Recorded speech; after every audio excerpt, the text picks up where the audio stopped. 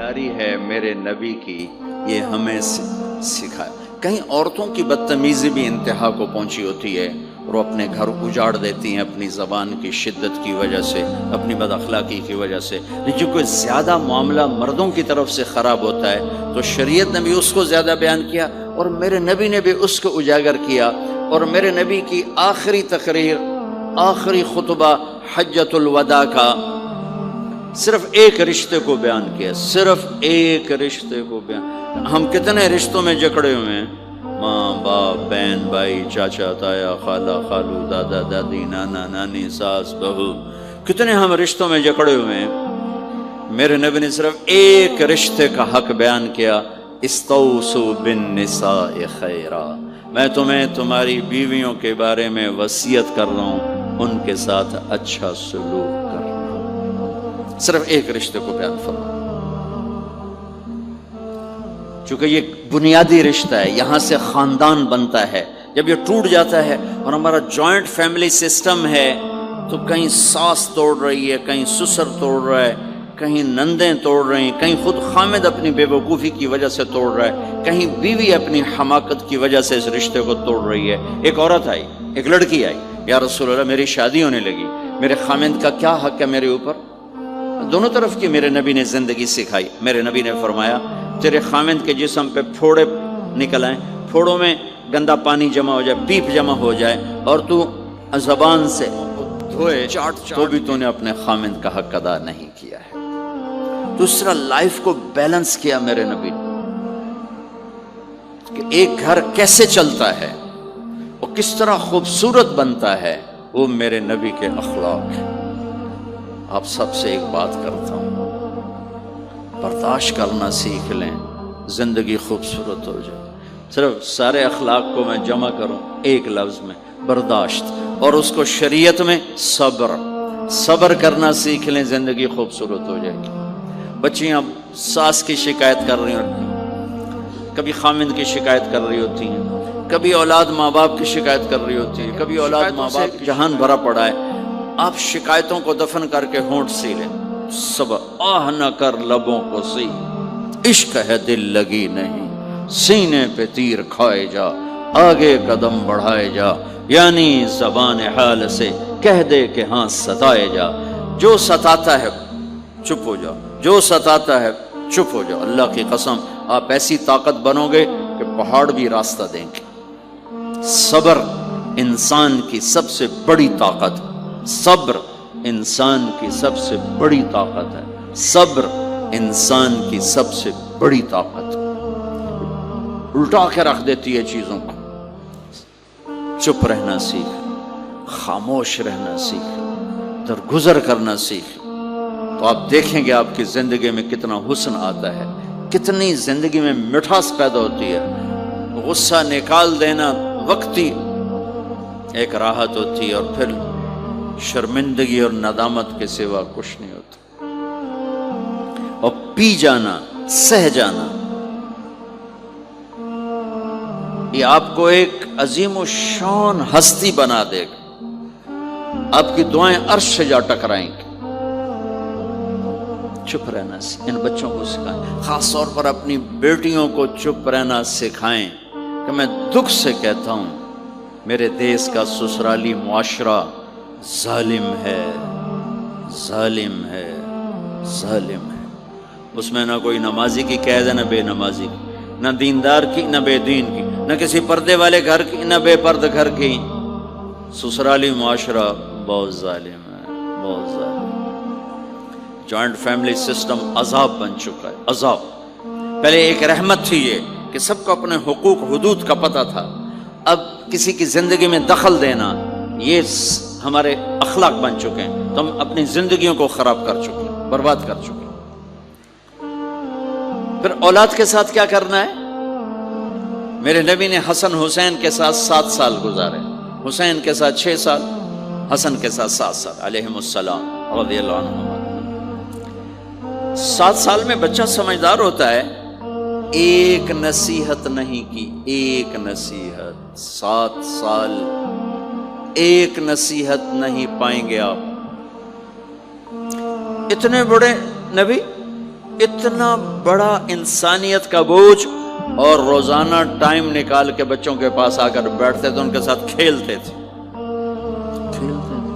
کشتی کرتے تھے، اور بھائیوں کو لائن میں کھڑا کر دیتے تھے۔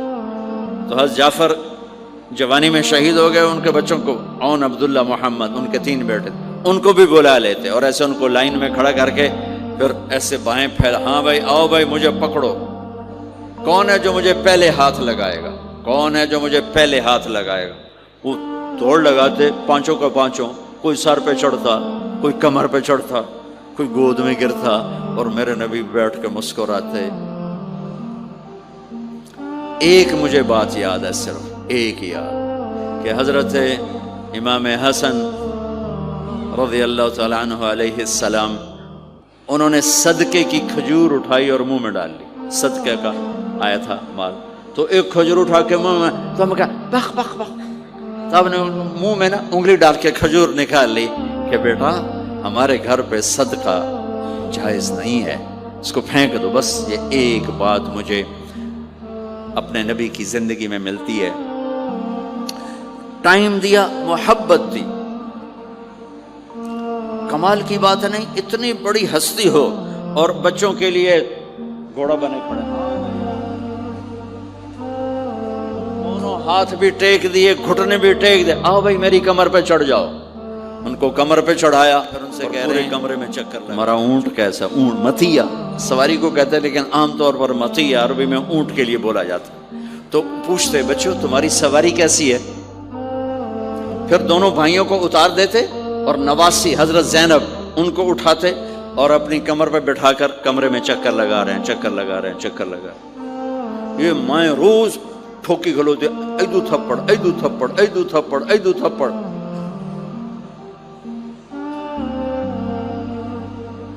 ساری مائیں سکول ماسٹر بنی ہوئی ہیں، ٹھوکی جاؤ، ڈنڈے ماری جاؤ، بس ایسی بے وقوف ہیں کہ جتنی محنت یہ کھانے پر کرتے، اپنے کپڑے کو سجانے پر کرتے، اس کا 100واں حصہ بچوں پہ کریں، ان کے بچے جنید بغدادی بن جائیں۔ ایک سکول کے حوالے کیا 3 سال کی عمر، پھر ٹیوٹر کے آتے، ٹیوٹر کے حوالے، اکیڈمیوں کے حوالے، پوچھو تو پتر ان کے روبوٹ، ان کدی یہیں بھجے جاندے، ان کدی یہیں بھجے جاندے، ان کدی یہیں بھجے جاندے۔ اے آیا کہ بی آیا، اے بی سانو آ برباد کیتا ہے۔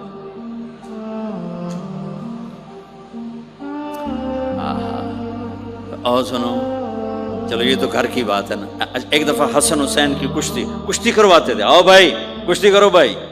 ایک دن کا واقعہ نہیں، یہ آئے دن کا واقعہ ہے، لیکن ایک واقعہ کہ حسن حسین کی کشتی ہو رہی، حسین چھوٹے تھے، حسن بڑے تھے، تو حسن دبا رہے ہوں گے حسین کو، تو آپ حضرت حسین کو شاباش شاباش حسین، ای ہے حسین، ای حسین، یعنی حسین زور لا، حسین زور لا، شاباش شاباش۔ اماں بول پڑی، فاطمہ جنت کی سردار، یا رسول اللہ آپ ساری شاباش حسین کو دیے جا رہے ہیں، حسن کو نہیں دے رہے۔ ہم نے کہا فاطمہ یہ جبریل میرے پاس کھڑا ہوا ہے، یہ بھی حسین کو شاباش دے رہا ہے، تو اس کے پیچھے میں بھی حسین کو شاباش دے رہا۔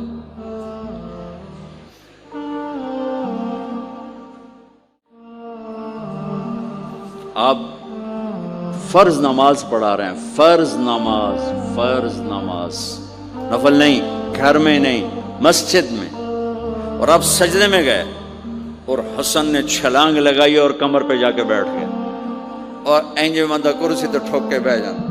میرے نبی نے سجدہ لمبا کر دیا، اتنا لمبا کیا کہ وہ سجدے میں پڑے لوگ سوچنے لگے کہ کہیں اللہ کے نبی فوت تو نہیں ہو گئے۔ تو جو سامنے والی صف تھی انہوں نے یوں کر کے دیکھا، پچھلوں کو تو نظر نہیں آنا، انہوں نے اینج کر کے دیکھا تو دیکھا تو حسن سجدے اوپر چڑھے ہوئے، تو ایک صحابی جو قریب تھے انہوں نے ایسے ہاتھ آگے بڑھایا اتارنے کے لیے، تو میرے نبی نے بغلوں سے دیکھا کہ ایک ہاتھ آگے آ رہا ہے، تو آپ نے سجدے میں یوں کیا، میرے بچے کو کچھ نہ کہو، جب تک حسن نہیں اترے آپ سجدے میں پڑے رہے۔ اور ایک اور تماشا ہوتا تھا، چونکہ اب نماز لمبی پڑھاتے تھے، لمبی ہوتی تھی نماز، تو آپ ذرا پاؤں کا فاصلہ ہے تو حسن ادھر بیٹھتے حسین ادھر بیٹھتے. نماز میں میرے رب کی قسم سنا رہا ہوں. اب یہ دونوں کی آپس میں نا وہ شروع ہو جاتی, وہ ادھر وہ ادھر. پہلے حسن پار کرتے تو حسین ادھر آ جاتے, پھر حسین ادھر جاتے تو حسن یوں آ جاتے. پورے قیام میں یہ دونوں بھائی یوں یوں کرتے رہتے تھے, یوں, وہ ادھر وہ ادھر وہ ادھر وہ ادھر. سبحان اللہ, نماز ہو رہی. اس سے عجیب سنو, آپ نے اپنی بیٹی حضرت زینب, آپ کی بڑی بیٹی زینب, ان کی بیٹی امامہ کو ظہر یا عصر کی نماز پڑھا رہے ہیں. کہاں بٹھایا ہوا ہے؟ میں پہلے بیان کرتا ہوں, یہاں بٹھایا ہوا ہے علی یدہ, لیکن میں نے اب چند دن پہلے حدیث یہاں نہیں بٹھایا, یہاں بٹھایا ہوا تھا, یہاں کندھے پر بٹھایا ہوا تھا, یہاں علی عاتقہ, اس کو عاتق کہتے ہیں, اور نماز پڑھا رہے تھے.